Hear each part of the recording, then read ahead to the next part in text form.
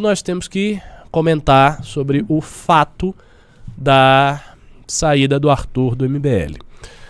Como vocês estão acompanhando, a gente está numa época muito difícil, né? Talvez seja a maior crise que o movimento já passou em toda a sua história. E olha que eu estou no movimento desde 2015.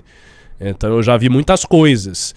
Eu já vi crise na época do impeachment, que a gente achava que o impeachment não ia para frente, né? Eduardo Cunha negociando o pedido de impeachment lá, e a gente nervoso, meu Deus, esse cara vai jogar o impeachment no buraco porque ele tá negociando. E aí vinha todo um desespero, Aécio atrapalhando, a gente fez a Marcha para Brasília. Eu não marchei, né? A galera marchou, o Renan, o Ian, o Pedro, tantos outros, chegando lá e dizendo não vai receber.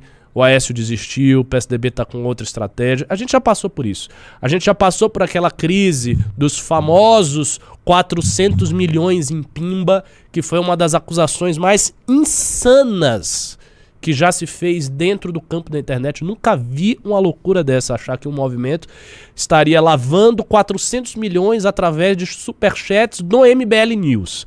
Mas enfim, os caras tentaram pegar a gente contra isso. E nesse ano tivemos, né, a crise de cancelamento do Kim Kataguiri. Eu sei que muitos de vocês até já esqueceram dessa pauta, mas rolou isso aí. O que é também um absurdo total, né? Não dá nem pra imaginar uma coisa dessa, que o Kim, que é um cara que doa dinheiro pra Federação Israelita, que já fez diversas postagens pró-Israel, que é um cara abertamente pró-Estado de Israel, seria um e iria querer que o fosse legalizado no Brasil. Ou seja, mais uma loucura. E estamos nesta crise de agora. Eu acho que essa é a mais grave de todas. O Arthur, infelizmente, tomou a decisão. Assim, foi uma decisão de fórum íntimo. Ele quis tomar essa decisão de sair do movimento. Ele sentiu que estava, enfim, prejudicando o MBL com a sua presença. Não foi uma coisa, enfim, que a gente tenha passado com facilidade por isso, a gente não queria que isso acontecesse. O Arthur é um quadro que não fundou o movimento, mas estava conosco desde 2016, que já fez coisas extraordinárias com o MBL. Então, assim, a saída dele pra gente é uma coisa extremamente pesada mesmo, assim, extremamente triste. Mas ele tomou essa decisão. Ele pode mudar de ideia. A gente espera que ele mude de ideia. Nesse momento ele precisa ver a questão do mandato dele, existe toda uma força aí para tentar caçá-lo a todo custo, né, tentar arrancar o mandato dele. A gente sabe que o Arthur é um cara que, enfim, que incomoda muitos políticos de carreira, essa é a realidade, com as pautas dele anti-privilégio, redução de salário, com todas as vezes que ele encarou de frente uma certa corja e máfia que ali se escuda nas sombras. O Arthur tem essa personalidade e existe esse processo que ele precisa resolver. E também tem as questões pessoais dele, com o namoro, com a vida dele, como é que vai ser, enfim, se ele vai recuperar o amor da namorada dele, se não vai. Então ele está num momento muito difícil. Eu conversei com o Arthur a respeito disso. Ele é um cara ultra regrado pra... Quem conhece sabe, né? Pra comer, malhar e não sei o que. Ele tem essa coisa, come de 3 em 3 horas, malha, papapá. Ele não tá conseguindo fazer nada disso. O cara tá dormindo mal, o cara não dorme direito, o cara não está comendo. Ele disse uma coisa que... Porque eu tava com aquela insônia, né? Agora já melhorou. Aí ele chegou pra mim e falou, pô, você tem essa insônia, não sei o que. Quando eu fico mal...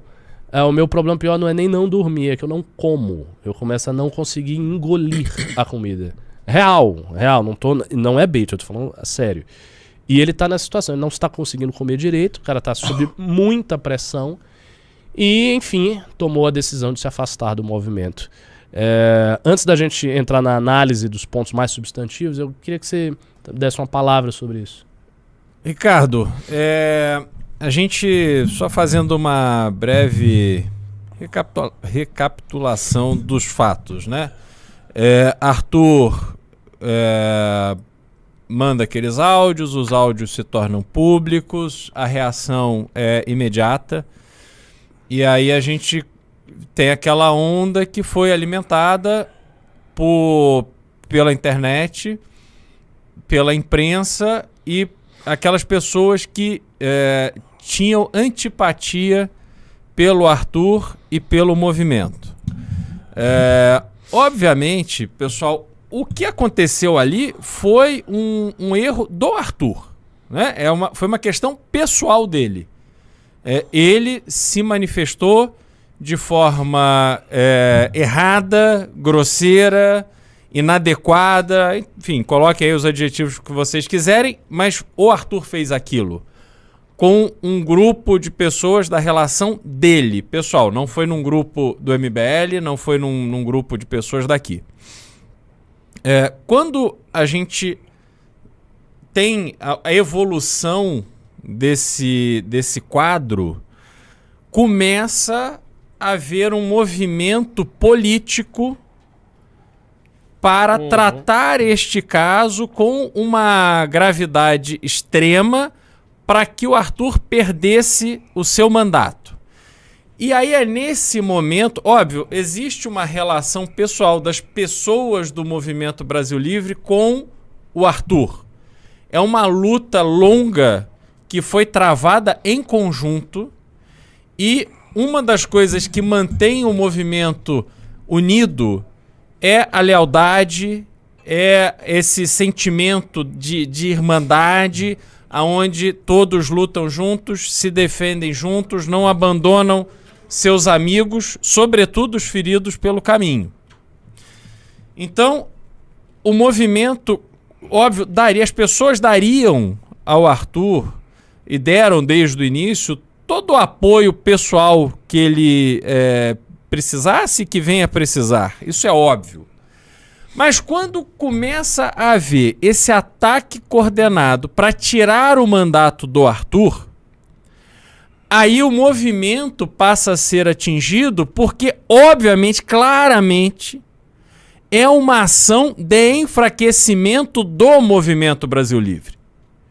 E aí a gente tem, dentro da Alesp, um cenário onde as pessoas dizem, isso, vários deputados, inclusive, o Arthur não fez amigos na Assembleia. E, convenhamos, eu acho isso um dos pontos positivos do mandato do Arthur. Porque fazer amizade como as amizades promíscuas que a gente vê que acontecem nos ambientes legislativos do Brasil, eu acho que está tudo certo aí. Isso não é um demérito ao Arthur. Ele simplesmente não tem absolutamente nenhum rabo preso no exercício do seu mandato para denunciar quem quer que seja na defesa de pontos de vista que são contrários àquilo que ele acredita e que o MBL acredita que são as melhores decisões, as melhores leis, as melhores proposições para o povo de São Paulo. E aí o Arthur, tendo entrado nesse processo de fritura, a ponto de ser queimado na sua imagem, ter sido queimada ontem na Avenida Paulista. Isso, depois a gente tem disso, a imagem, né? Aqui, a gente vai passar depois. Houve um ato, atalhando aqui o que o Berardo falou, houve um ato de feministas, ligados à esquerda, certamente, assim, com todo o perfil de esquerda, em que eles levaram um boneco do Arthur e queimaram o boneco na Paulista.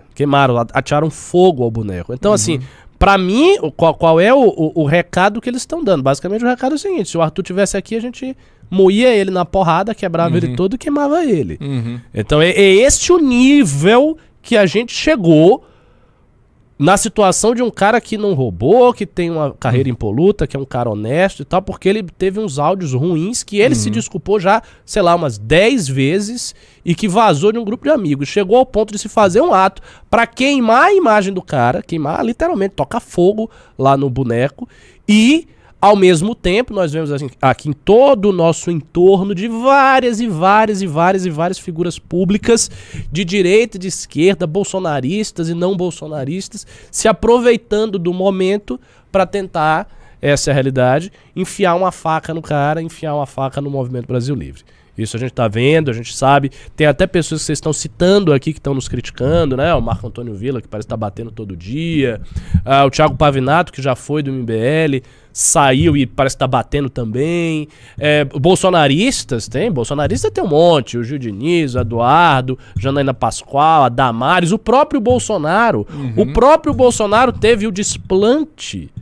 Bolsonaro, que é um sujeito, né, marcado pela sua falta de polidez em público, não é áudio vazado. As coisas graves que ao o Bolsonaro vivo fala e que nós mesmos já batemos várias vezes, é porque ele as fala enquanto chefe de Estado em público, para os outros. Então ele chega e expressa com todo o cinismo, a grosseria dele várias vezes. Já fez isso com jornalistas, já fez isso com os brasileiros morrendo na pandemia, já fez isso com aliados, ex-aliados, pessoas que morreram, né, e que morreram por desgosto de terem sido aliados dele, como o Bibiano. Enfim, é um cara escroto, essa é a palavra, e tava lá dizendo pra uma mulher, não sei se era jornalista ou se tava no entourage dele, que ele achou a fala do Arthur terrível. Ele não achou era terrível, terrível. né? Era uma expressão ainda mais forte. Né? Ele ficou muito sentido. Então, assim, a gente vê esse show de maldade, esse show de hipocrisia de pessoas que basicamente querem que o movimento vá pra lona. Essa é a realidade. Asquerosa, se não me engano, foi a palavra que Asquerosa foi. Pois é.